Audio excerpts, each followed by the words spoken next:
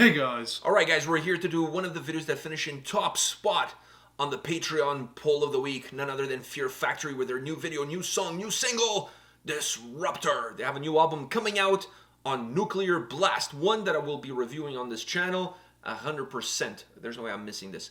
I think we've only done one video from Fear Factory, and that was back in the day. Yeah, before COVID. Everything happened before COVID, but I'm talking about like the first year of the channel, I think. Really in the early stages. And I think it was a live video. I think it was replica. I'm not 100% sure. I would have to go back in the vault. So it's been a long time. There's new Fear Factory in town. Are you ready for this? Yeah. All right, let's do it. Disruptor!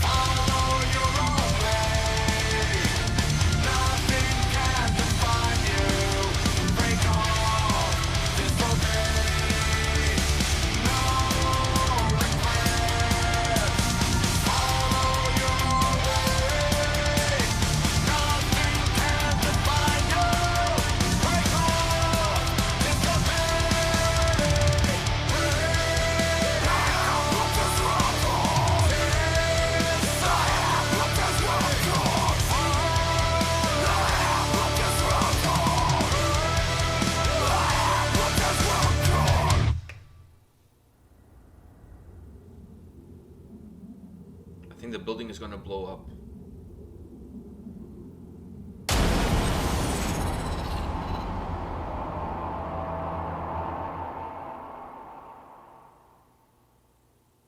Oh, I thought it was going to say to be continued. Fuck, I want to watch this movie. I thought you were just going to say, oh, fuck. It looks like one of those post-apocalyptic movies where there's the robots have taken over, or aliens, and they use these like cyborgs and shit like that. Oh, so these people are bad shots. Very bad shots. Okay, before we talk about the song, I want to say a couple of things. One is, whenever I have a dream that I'm shooting things, I always have blanks. Yeah. I'm always shooting, nobody dies, and sometimes they're right in front of the gun and I'm shooting and they don't die.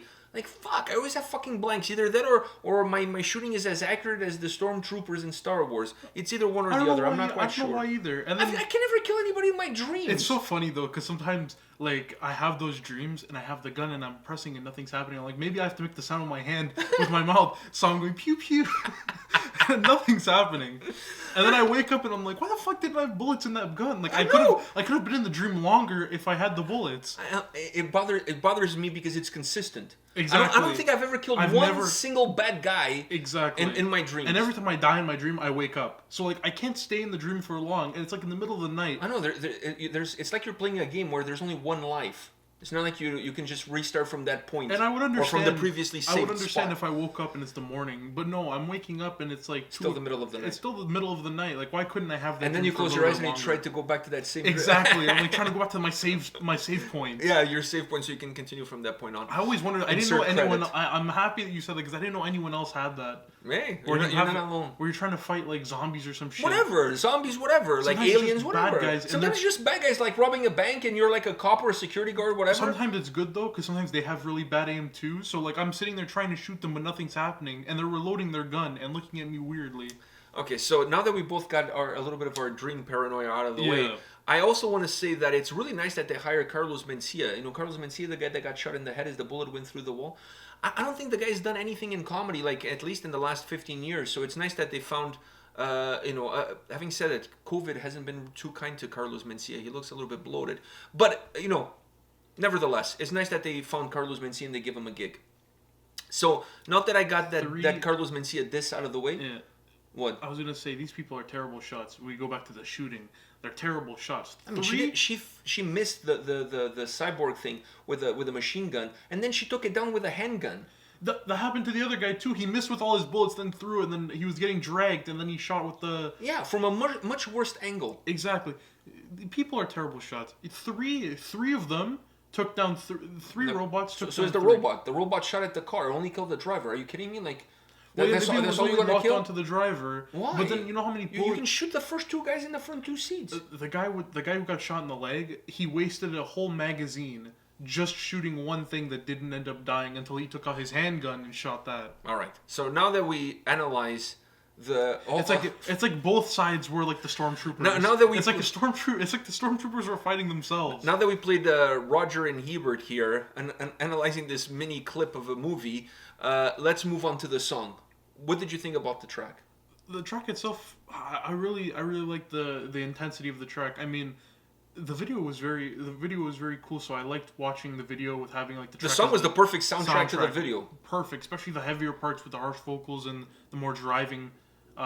Whenever the video, I don't know if you can say whenever the video, because I think whenever the video matched the song. So whenever one or the other became more intense, the other one matched. Yeah. So the two things were intertwined. The shooting scenes were the more driving. Exactly. The song had, and when the song kind of slowed down a little bit, it was more of the cliffhanger moments where you don't know what's going to. Yeah, you don't know what's going to happen next. There's a little bit of this and that. So I felt like the two were really well intertwined. The song becomes a movie score at that point because it represents what you're watching.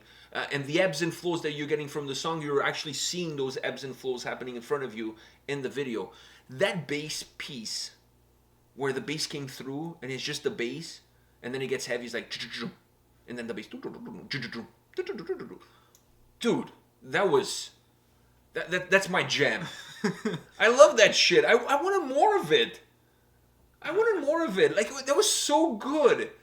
It had that. It was good, but I feel like if I had too much, it wouldn't have been a bad thing. But in that moment, do you realize that was working as a cliffhanger? Because that part of the video when that is happening is also a moment where you're not really sure of what's going to happen next. Yeah. So that bass, it was the perfect cliffhanger. It sounded like a cliffhanger, and it played perfectly into the very suspenseful. Yeah. You didn't know what was going to happen, and then it ends right as something does happen. Exactly. So it worked perfectly. But I love. It's not just what it does; it's how it sounds. It sounded really cool, like really groovy, like that really dirty bass line. Like I just loved it. I wanted to mention that because I thought that was just such a cool moment of the track. I think Yeah, it was good. I would want the bass to come out a little bit more. Overall. Yeah. Not just doing that again, but I'm talking about overall. Yeah, there was some moments earlier that you kind of you could hear it a little bit better, but overall I would like the bass to have more of a predominant layer that you could feel it in the sound. It's helping ground the sound.